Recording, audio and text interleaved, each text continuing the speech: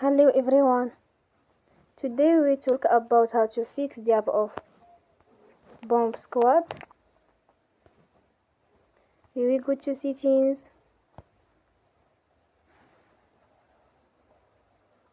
then we click on apps. After that we search the app Bomb Squad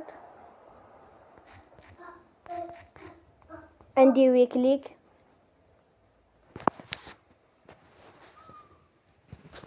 the wheel on for stop. After that we go to storage, then we click on clear cache. In the end, turn your phone and you will recharge your phone again.